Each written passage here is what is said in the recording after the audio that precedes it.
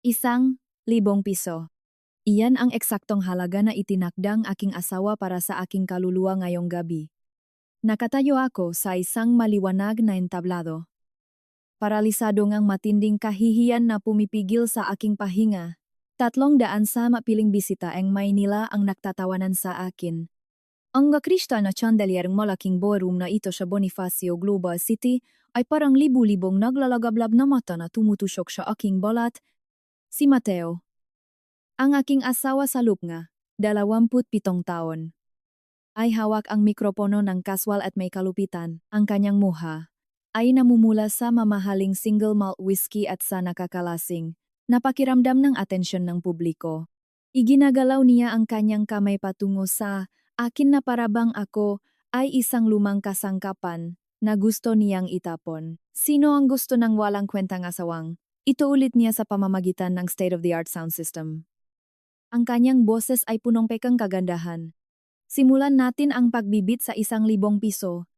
May kukuha ba? Ang tawanan ay umaling-aungaw sa silit na parang isang pisikal na alon. Nakikita ko ang mga babaeng may diamante na tinatakpan ang kanilang bibig. Ang kanilang mga mata ay kumikinang sa awa at pagkabihani. Ang nga lalaki sa dekalidad na barong Tagalog ay humahalahak. Inikot ang kanilang amber na inumin. Kasapakat sa aking pampublikong pagbitay. Ito ang pinakamataas na paggamit ngang hiya. Sa aming kultura, ang hiya ay hindi lamang isang emosyon. Ito ay isang sentensyang kamatayan sa lipunan. Alam na alam ni Mateo ang kanyang ginagawa. Pinapaalalahanan niya ako. At ang lahat, NJ nasa nagnininging na silid na ito. Nawala ako kung wala siya. Ako lang si Cora. Ang dating guro sa pampublikong paralan mula sa maalikabok na lansangan ng sampalok. Na naitaas lamang ang kanyang biglaan at agresibong kayamanan. Hindi ako sumisiga. Hindi ako tumatakbo pababa ng entablado. Nakatayo lang ako dun. Matikas ang aking huluhod. Makadikit ang aking makamay ng mahigpit kaya namuti ang aking mabuko. Ang aking katahimikan ay palaging aking baluti. Sa loob ngang 27 taon. Ako ang hindi nakikitang arkitektong kanyang real estate empire. Ako ang nagtayo ne pundasyon habang siya ang umako ne papuri sa skyline. Kahit ngayong gabi. Bawat detalye ng charity gala na, ito ay gawa ko. 3 buwan akong nakonseptualisa ng FN na ito. Personal kong pinili ang pinong iblaenehe sariwang sampagita para sa mena centerpiece. Nais kong amoy tradisyonal na tahanan ng Pilipino ang silid. Mainit at nakaangganyo. Nakipag-ugnayan ako sa mga katierer. Inorganiza ang silong auksyon para sa mga ulila. At maingat na inayos ang seating chart upang ang mga investor ni Mateo ay maging perpektong pamper. Ngunit, narito ako. Ang kanyang paboritong biro, halika na. Mga kaibigan, panghihikayat ni Mateo. Lumapit sa akin. Ipinulupot ang kanyang mabigat at pinagpapawisang braso sa aking balikat. Hindi siya masyadong nagsasalita. Ngunit masarap siyang magluto ng sinigang. Pakinggan natin ang 1,500 piso. Mas maraming tawanan. Ang sakit. Ang sakit ay hindi matalim na saksak. Ito ay isang mabagal. Nakakasakal na pagdurog na dibdib. Ito ang katotohanan na ibinuhos mo ang iyong buong kabataan. Ang iyong buong puso. Sa isang sisidlan na may malaking butas sa ilalim. Tumingin ako sa karamihan ng mamuha. Umaasa na makakita ngang kahit isang pares ng mata na nakakaunawa sa kalupitan ng sandaling ito. Ngunit sa auta sosyedad. Ang empatiya ay isang pananagutan. Dito. Ang kapangyarihan ang tanging pera na mahalaga. Pinikit ko ang aking mamata sa isang iglap. Nagdarasya na bumuka siyang sahig at lunukin ako. Pagod na ang kaluluwa ko, pagkatapos. Isang boses ang pumutol sa katahimikan ng silit. Hindi ito sigaw. Hindi ito agresibo. Ito ay isang kalmado. Malalim na baritone na nagtatagle ng hindi mapagkakailang bigat ng ganap na autoridad. 100,000,000 piso. Ang katahimikan na sumunod ay agad at nakakabingi. Para bang nawalan ng hangin ang malaking ballroom. Ang tawanan ay namatay sa lalamunan nga piling tao. Nielos si Mateo. Ang kanyang braso ay nakapulupot pa rin sa aking balikat. Kumurap siya. Sinusubukang iproseso ang nangyari sa gitna ng kanyang kalasingan. Sumingkit siya sa dim na ilaw ng audience. Hinahanap ang pinakmulan ng kaguluhan. Isang lalaki ang humagbang mula sa anino malapit sa likod ng mga pinto. Agad na nagbigay daan ang nga tao para sa kanya. Instinctively, na nakikilala ang isang predator sa tuktok ng food chain. Siya, si Leandro Ilustre, kahit sa isang silid na puno ne milyonaryo. Si Leandro ay isang alamat. Siya ay old money. Ang uringang yaman ng henerasyon na hindi kailangang sumiga. Magyabang. O ipagbili ang kanilang maasawa para sa isang murang tawa. Halos itayo ng kanyang pamilya ang kalahati ng mga financial district ng bansa. Nakasulong siyang perpektong sutana na madilim na suwet. Ang kanyang pilak na buhok ay sumasalo sa ilaw ng chandelier. Ang kanyang mukha ay nagtataglay ng tahimik at malalim na kalungkutan. Ngunit ang kanyang tindak ay hindi natitinak. Ang mukha ni Mateo ay namutla. Ang mapagmataas na NGT ay nawala. Agad na napalitan ng labis na takot. Ibinitin niya ang kanyang braso mula sa aking balikat na parabang ako ay biglang nagliyap. Mr. Ilustre. Nautal na sabi ni Mateo. Ang kanyang boses ay basak sa mikropono. Sir, hindi ko alam na dumalo kayo ngayong gabi. Ito ay, well, naglilibang lang kami. Isang biro para sa charity. Hindi man lang tiningnan ni Leandro si Mateo. Tuloy-tuloy siyang naglakad patungo sa entablado. Ang kanyang mga mata ay nakatuon lamang sa akin. Bawat hakbang niya ay parang martilyo na tumatama sa isang pandayan sa nakakabinging katahimikan ng silid. Uminto siya sa paanan ng entablado. Tumingin siya sa akin. At sa unang pakakataon sa loob na 27 taon. Hindi ko nakita ang awa o panunuya sa mga mata ng isang lalaki. Nakita ko ang malalim. Nakakapangibabaw na respeto. Magandang gabi. Madam Corazon. Sabi ni Leandro. Ang kanyang boses ay makinis at napakabait. Hindi niya ginamit ang aking palaya. Ginamit niya ang aking buong pangalan. Ibinalik ang aking dignidad sa isang hininga. Masyado kang mahalaga para sa silid na ito. Patuloy niya. Ganap na hindi pinapansin. Si Mateo. Na halos nanginginig sa takot at pagkalito sa tabi ko. Kung ikaw ay payag. Lubos akong magiging karangalan kung sasamahan mo ako para sa hapunan. Ngayon. Ang buong ballroom ay nagpigil ng hininga. Lumingon sa akin si Mateo. Malaki ang kanyang mata. Tahimik na nagmamakaawa sa akin na payapain ang sitwasyon. Napagtawanan ito. Nailigtas ang kanyang mahalagang mukha sa isang sandali.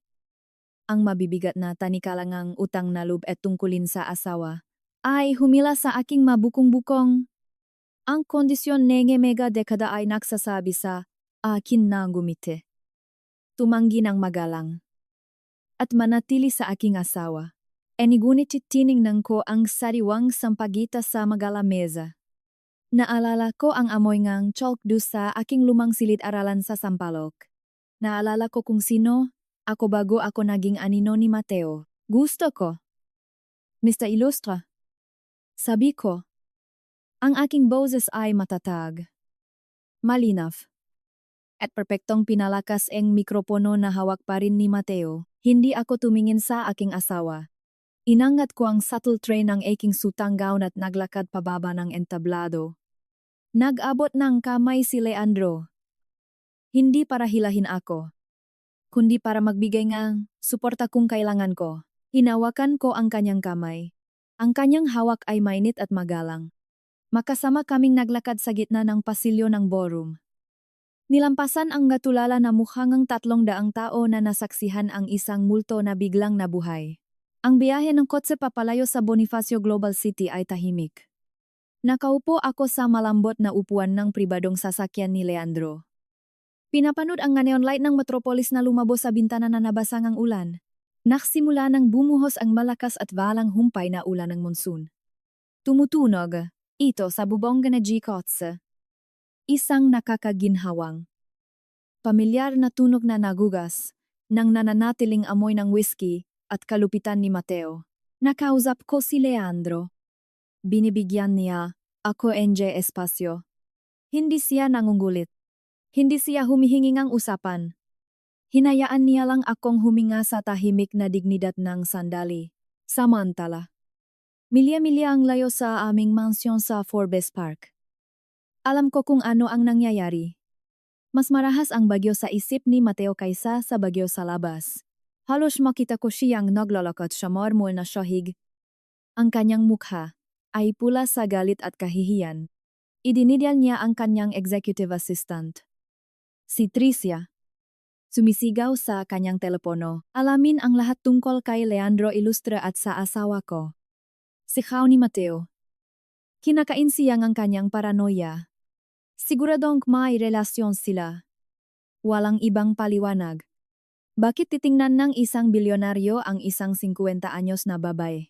Hindi maintindihan ni Mateo na ang isang babae ay nagtataglay ng likas na halaga bukod sa kanyang kabataan.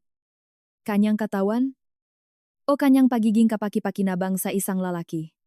Ang kanyang narcissism ay bumubulag sa kanya sa anumang hindi masusukat sa piso o pampublikong papuri. Dahan-dahang huminto ang kotse sa isang liblib at napaka-pribadong restaurant na nakatago sa isang luntiang hardin sa Makati. Nilinaw NG Seguridad ang lugar. Sinisiguro ang ganap na privacy. Ginabayan ako ni Leandro sa isang sulok na lamesa na iluminado ng isang solong. Mainit na kandila. Tahimik kaming pinagsilbihan ang mga waiter. Ang kanilang magalaw ay halos hindi nakikita. Napakasarap tingnan ngang pakain. Ang gunit ang aking tiyan ay masikip sa pag-asam at nananatiling adrenaline. Salamat sa paglitas mo sa akin. Sa wakas ay sabi ko. Natural na lumabas ang Tagalog sa aking dila. Salamat po. Ngunit gumawa ka lang isang napakalakas na kaawe sa aking asawa. At kumastos ka, ng 100,000,000 piso, para sa isang pahayag. Ngumiti si Leandro ng malambot. Isang malungkot na ekspresyon na umabot sa kanyang nga mata. Uminom siyang kanyang tubig at bahagyang yumuko pasulong. Hindi kita iniligtas. Korason. Malumanay niyang sabi. Iniligtas mo ang iyong sarili sa sandaling bumaba ka sa entablado. At tungkol sa pera. Hindi iyon isang pahayag. Iyon ay isang utang. Napangiti ako. Tunay na nalilito. Isang utang hindi pa tayo nakikita bago ngayong gabi. Mr. Ilustre. Hindi ko naiintindihan. Humugot siya malalim na hininga. At nakita ko ang magapadar na matatag na bilyonaryo na medyo nabibiyak. Inilalantat ang isang mahina at nagluluksa na kapatid sa ilalim. 30 taon na ang nakalipas. Simula ni Leandro. Ang kanyang boses ay makapal sa emosyon. May isang malaking bagyo na nakpabaha sa mga lansangan ng Maynila. Ang tubig ay hanggang dibdib sa sampalok. Walang kuryente sa buong lungsod. Ang aking isip ay biglang bumalik sa kakilakilabot na bagyong iyon. Nasa 20s ako. Isang batang guro sa pampublikong paaralan na nahihirapang kumita. Nakatira sa isang maliit na boarding house malapit sa University Belt. May isang batang babae. Patuloy ni Leandro. Ang kanyang mga mata ay nakatitig sa akin. 15 taong gulang siya. Tumakas siya mula sa bahay pagkatapos ng isang matinding argumento sa aming ama. Na-stranded siya sa labas ng isang bus terminal. Basang-basa. Nanginginig. Takot na takot. At ganap na magisya. Ang alala ay tumamasa. Akin nang may puwersa ng isang pisikal na suntok. Ang ulan. Ang madilim na lansangan. Ang maliit na figura na nakakakubli sa ilalim ng isang sirang hintayan. Ang kanyang malabi ay asul sa lamig. Pawi ka haling sa iyong paralan. Malumanay na sabi ni Leandro. May isa kang payong. Nakita mo siya. Hindi mo siya nilakpasan. Dinala mo siya sa iyong maliit na kwarto. Binalutan siyang mainit na kumot. At pinakain siya nga mainit na lugaw? Binigyan mo siyang tuyong damit. Gising ka buong gabi. Kinakausap siya. Sinasabi sa kanya na may halaga ang kanyang buhay. Lumuha ang aking mga mata habang lumilitaw sa aking isip ang muhangang takot na teenager na iyon. Ligaya. Bulong ko. Ang pangalan ay lumabas sa aking mga labi pagkatapos ngang 3 dekada.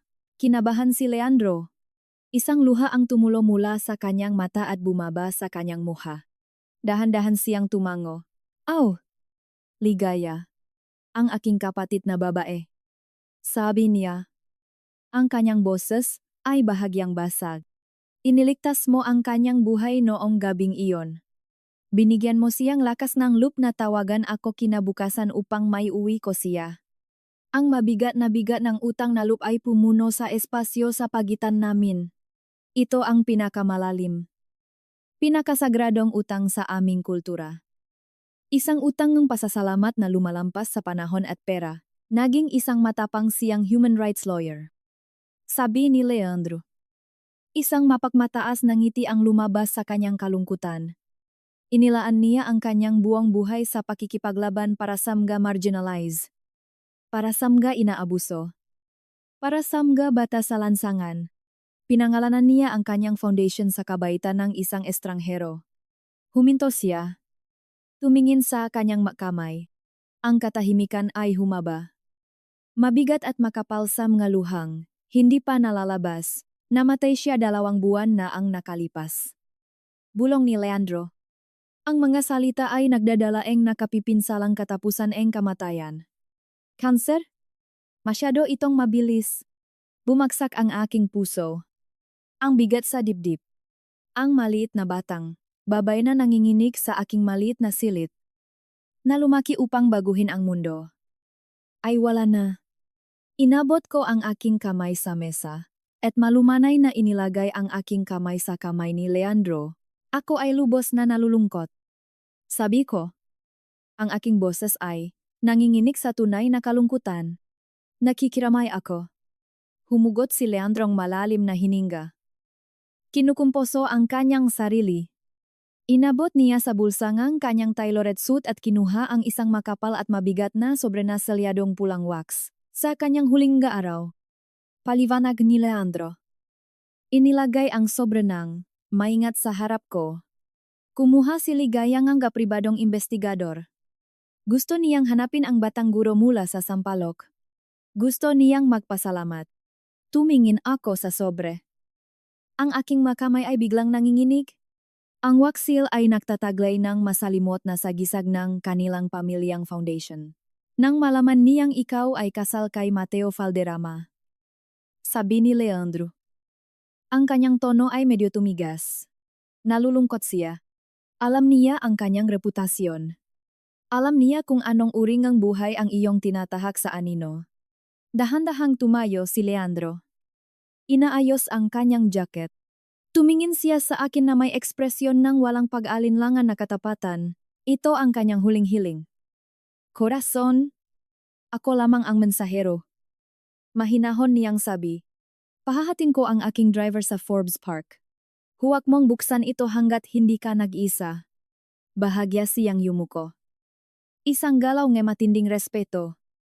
At lumakad palayo. Iniwan akong nakaupo mag-isa, sa ilawang kandila kasama ang mabigat na sobre na nakapatong sa mesa. Ang biyahe pabalik sa mansyon ay tila isang surreal na panaginip. Ang ulan ng monsoon ay bumubuhos pa rin sa lungsod. Binabaha ang mga lansangan ng mas mababang klase habang ang mayaman ay natutulok ng mahimbing sa kanilang matataas na kuta. Bumukas ang mabibigat na bakod na bakal ng aming Forbes Park Estate. Mukhang kinakabahan ang mga security guard. Gising ang buong staff ng bahay. Nakatayo ng matigas sa kusina. Takot sa bagyo na nagaganap sa loob ng master bedroom. Naglakad ako sa grand foyer. Ang pagtatalampakan ng aking takong ay umaling-awngaw sa inangkat na Italian marble na sahig. Madilim ang bahay. Maliban sa matinding ilaw na lumalabas mula sa ilalim ng mga pinto ng study ni Mateo, nilampasan ko ang kanyang study.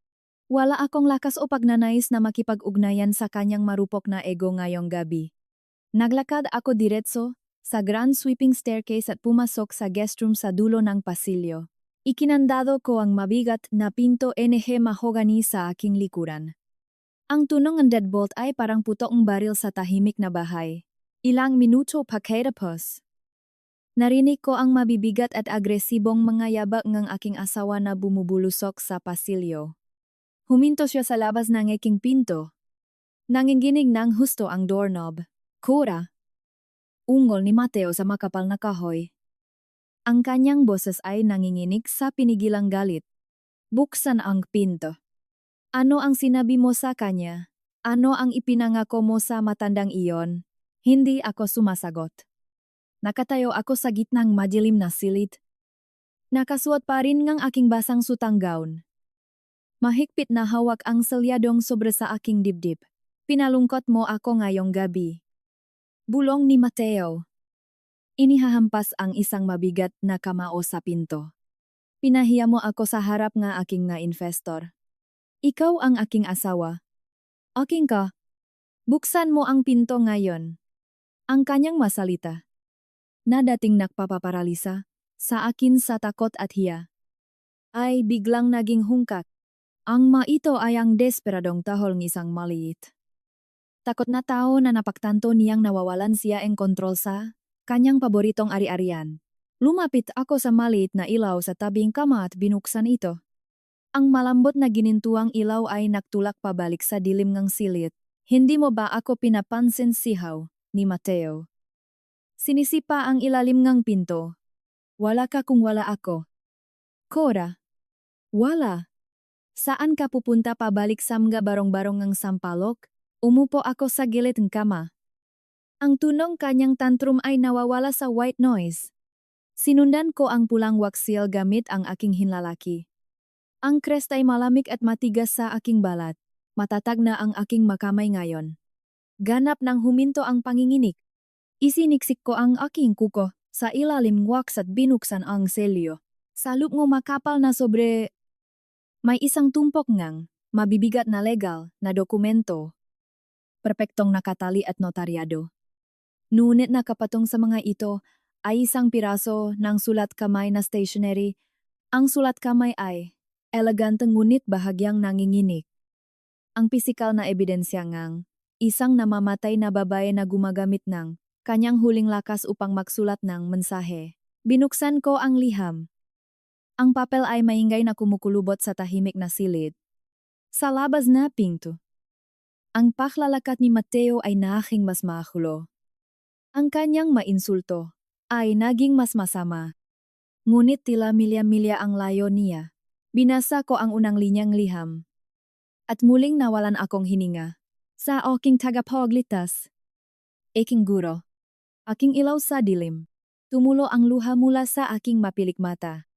Tahimik na bumaksak sa malutong na papel. Binasa ko ang sumunod na pangungusap. At ang buwang pundasyon ngang buhay na aking nakilala sa loob ngang 27 taon ay nagsimulang mabasag at bumukas. Bawat malupit na biro na ginawa ni Mateo. Bawat tahimik na gabi na iniyak ko sa aking unan. Bawat kompromiso na ginawa ko upang mapanatili ang kapayapaan ay biglang naging isang malayong. Walang kinalaman na bangungot. Nakatayo ako mag-isa sa isang nakakandadong silid sa isang bahay na hindi kailanman naging tahanan. Nakikinig sa mahinang sigaw ng isang lalaki na hindi ko na kinatatakutan. Mahigpit kong hawa ang liham. Ang aking puso ay bumubukso sa isang kakaiba. Nakakatakot. At magandang bagong ritmo. Ang sobra ay hindi lamang naglalaman ng gasalitang pasasalamat. Hawa nito ang susi sa isang pinto na hindi ko akalaing makakaroon akong lakas upang buksan. Ang aking tahimik at hindi nakikitang buhay ay opisyal ng tapos. At magsisimula na ang pahuhukom. Binasa ko ang bawat salita sa liham ni Ligaya habang ang ngayabak ni Mateo sa labas ng pintuan ay parang kulok na nagbabanta. Sa bawat pahina, pakiramdam ko ay may isang mabigat na tanikala na dahan-dahang nakakalag mula sa aking dibdib. Ang kanyang sulat kamay ay maayos ngunit may bahid ng pagod. Isang patunay kanyang mahabang laban sa sakit. Isinulat niya kung paano niya madalas alalahanin ang gabing iyon nung bumabagyo sa Sampaloc. Naalala niya ang init ng kape na ibinigay ko sa kanya. At ang lumang tuwalya na ibinalot ko sa kanyang nanginginig na balikat. Sabi niya sa liham, hindi lang daw buhay niya ang iniligtas ko ng gabing iyon, kundi ang kanyang paniniwala na may natitira pang kabutihan sa mundong ito dahil sa kakarampot na tulong na iyon. Nakatapos siya nga abogasya at inalay ang kanyang buhay sa pagtatanggol sa mga inaabuso at nawawalan ng pag-asa. At ngayon, sa kanyang paglisan, inihabilin niya sa akin ang buong pamamahalangang Ligaya Foundation. Ito ay isang organisasyong may pondo na umabot sa daang-daang milyong piso. Nakalaan para sa nga kababayhan at kabataang walang matakbuhan. Habang binabasa ko ang mga legal na dokumentong nakapaloob sa brown envelope, narinig ko ang malakas na paghampas ni Mateo sa pintuan ng guest room. Sumisigaw siya. Tinatanong kung ano ang pinag-usapan namin ni Leandro Ilustra at kung bakit ako umalis ng walang paalam. Ang kanyang boses ay basag. Puno ngalak at galit. Ngunit sa unang pagkakataon sa loob ng 27 taon, hindi ako nakaramdam ng takot. Tuminjin ako sa salamin na lumang tokador at tinitigan ang aking sarili. Nakita ko ang isang babaeng pinatandangang ngaluha at pagtitiis. Ngunit nakita ko rin ang isang guro na minsan ay naniwala na kaya niyang baguhin ang mundo. Hindi ako sumakot sa makasihaw ni Mateo. Pinatay ko ang ilaw. Humiga sa maliit na kama. At hinawakan ang liham ni Ligaya sa aking dibdib hanggang sa ako ay makatulog ng payapa. Kinabukasan, ang katahimikan sa loob ng aming mansion sa Forbes Park ay nakakabingi. Maka akong nakising at naktimpla na. Sarili kong kape.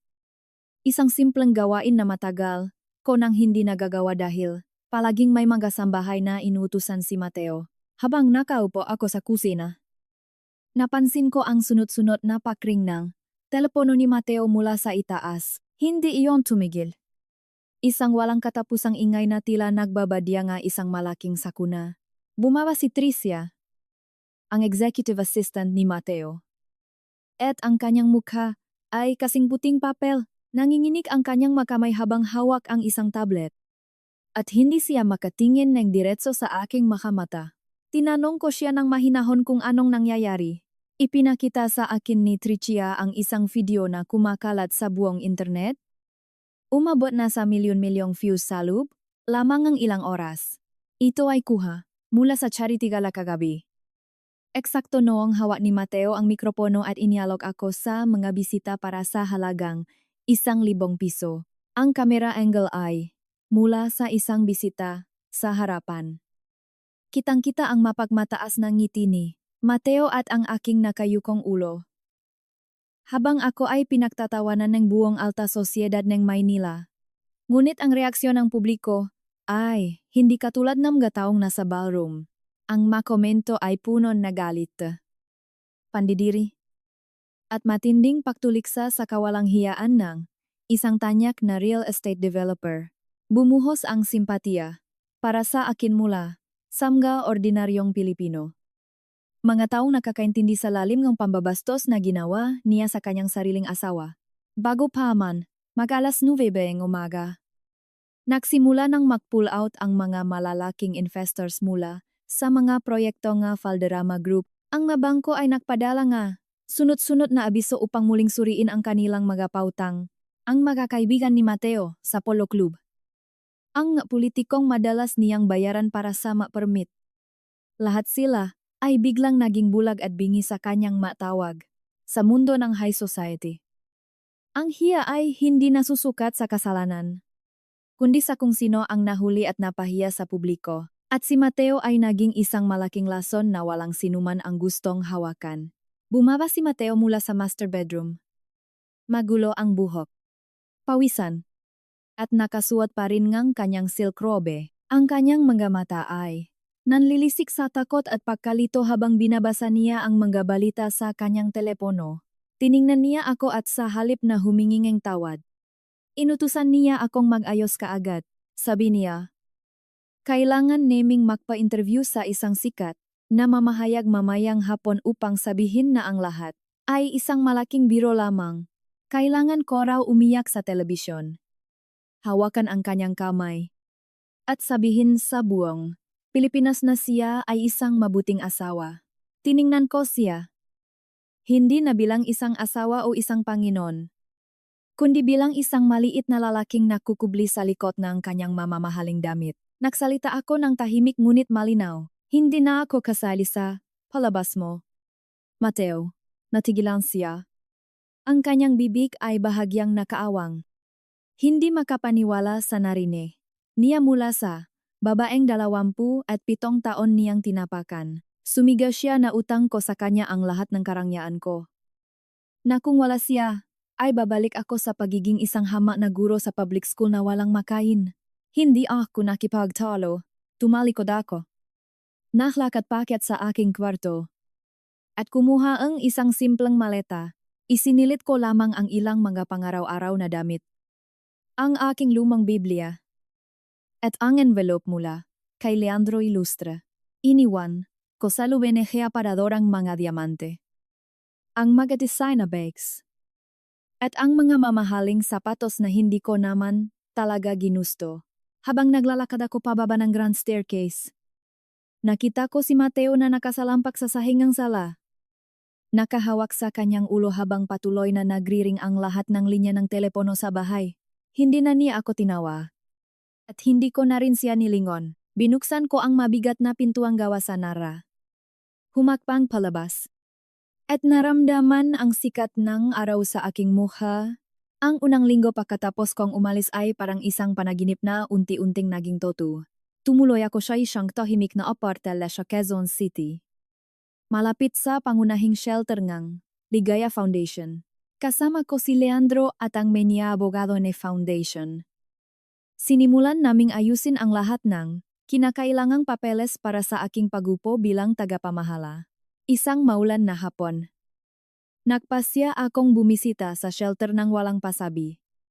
Hindi bilang isang bilyonaryang pilantropo, kundi bilang isang simpleng babae.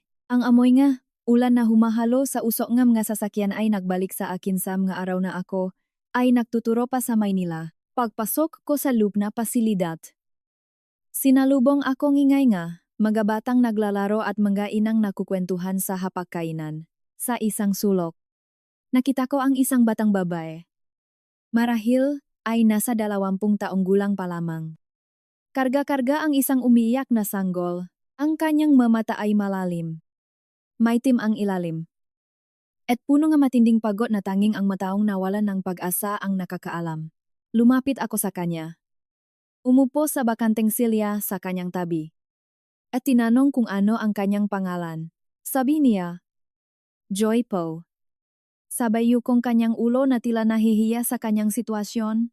Pumunta ako sa kusinang shelter. Naglagay ng mainit na lugaw sa isang malinis na mangkok. At dinala ito sa kanya. Kain ka muna, anak. Sabi ko sa kanya habang hinahawakan ang mainit na mangkok. Tiningnan niya ako. Ang kanyang mata ay punong luha. At dahan-dahang tinanggap ang pagkain. Sa sandaling iyon, nakita ko si ligaya kay Joy. Nakita ko ang aking sarili. At naintindihan ko kung bakit inikot ng tadhana ang aking buhay. Ang aking halaga ay hindi kailanman nasusukat sa mga papuri sa mga charity galas ni Mateo. O sa laking bahay na aking tinitirhan. Ang halaga ko ay nasa kakayahan kong magbigay nga init sa isang mundong madalas ay napakalami. Lumipas ang 6 na buwan at ang masugat ng nakaraan ay nagsimula ng magilom. Ang Valderrama Group ay tuluyan ng bumaksak. Napilitang ibenta ni Mateo ang karamihan sa kanyang maari-arian upang mabayaran ang mautang at iwasan ang pagkakulong dahil sa makasong isinampang ang kanyang manalinlang na investors. Samantala, ang Ligaya Foundation ay lumawak. Nagbukas ng 3 bagong shelter sa buong Metro Manila para sa mga naabusong kababaihan at kabataan. Ngayong gabi, ginaganap namin ang aming unang malaking fundraising gala sa Makati Shangri-La. Ngunit hindi tulad ng nakarang paihing na inorganisa ko para kay Mateo. Ang gabing ito ay walang bakas ng pagmamayabang o pamemeke. Nakasuot ako ng isang simpleng Filipiniana na gawa sa juicy Walang alahas maliban sa isang maliit na perlas na hikaw. Tumadyo ako sa likod entablado. Nakikinig sa palakpakan ng daan-daang tao na nandito upang sumuporta sa aming advokasya. Nang tawagin ang aking pangalan bilang keynote speaker. Naglakad ako patungo sa podium ng may tuwid na likod at buong pagmamalaki. Tiningnan ko ang ngamuha sa karamihan. Nakita ko si Leandro na nakangiti ng may malalim na paggalang. At nakita ko rin ang ilang mga kababaihan na tinulungan ng Eming Foundation. Nagsimula akong magsalita ng mahinahon. Ang aking boses ay malinaw at puno ng katotohanan. Sinabi ko sa kanila na ang tunay na kapangyarihan ay hindi sumisigaw upang mapansin. At hindi nanghihila pababa upang umangat. Ang tunay na kabutihan ay bumubulong. Tahimik na nakatanim ng kabinhi sa dilim. At naghihintay na sumibol ito sa tamang panahon. Ibinahagi ko ang kwento ni Ligaya. Hindi bilang isang trahedya, kundi bilang isang patunay ng di matatawarang diwangang utang na loob ng Pilipino. Pagkababa ko entablado. Habang nag-ikot ang mga bisita, naramdaman ko ang isang presensya. Sa likuran ko malapit sa exit. Lumingon ako at nakita ko si Matteo. Halos hindi ko siya makilala. Ang kanyang paboritong Italian suit ay maluwag na sa kanyang payat na katawan. Ang kanyang buhok ay maputi na at hindi mayos. At ang hangin ng pagmamataas na dati niyang bitbit ay tuluyan nang nawala. Lumapit siya sa akin. Ang kanyang mamata ay nakatitig sa sahig. At bumulong ang isang nanginginig na pagbati. Cora, ang ganda mo ngayon. Sabi niya. Ang kanyang boses ay basag at punong krampagsisisi. Humingi siya ng tawad. Sinabi niya na napakabulag. Niya salub nga. Halos 3 dekada upang hindi makita ang ginto na nasa kanyang tabi. Umiyak siya sa harap ko. Isang luhang marahil ay toto sa unang pagkakataon. Nagmamakaawa na tulungan ko siyang magsimula muli. Tiningnan ko ang lalaking minsang nakulong sa akin sa isang hawla ng hiya at pang-aabuso. Wala akong naramdamang galit. Wala ring pagnanasang mahiganti. Tanging isang malalim na awa na lamang para sa isang taong hindi nakilala. Ang pag-ibig nang makita niya ito, pinatawad na kita. Matteo. Sabi ko nang maalumanay. Ngunit ang pagpapatawad ay hindi nangangahulugan ngang pagbabalik. Iniwang ko siya, roon na nakatayo, mag-isa sa pasilyo. At naglakad ako pabalik sa loob ng bulwagan kung saan ako ay kabilang. Makalipas ang ilang araw. Dinalaw namin ni Leandro ang puntot ni Ligaya.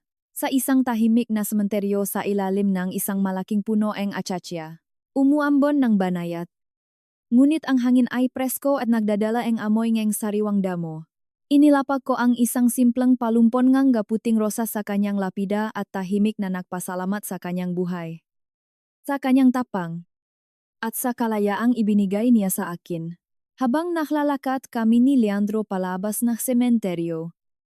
Napansin ko, sa may gilid, ne kalye, ang isang batang babae. Nakaupo sa isang sementadong bangko habang nakatakip ngang lumang jacket sa kanyang ulo para hindi mabasa ng ulan. May katabi siyang lumang duffel bag at ang kanyang mabalikat ay nanginginig sa lamig. Huminto ako. Tiningnan ako ni Leandro at tumango siya. Alam niya kung ano ang tumatakbo sa aking isipan. Nilapitan ko ang bata. Pinayungan siya mula sa mahinang ulan. At dahan-dahang umupo sa kanyang tabi. Nagangat siyang tingin. Ang kanyang mata ay punong takot at kalungkutan na matagal ko nang kilala. Ngumiti ako sa kanya ng may buong pagmamahal. Gusto mo bang maupo muna tayo sandali? Anak, tanong ko ng mahinahon. At sa pagpatak na ulan, ang siklo ng pag-asa at kabutihan ay muling nagsimula.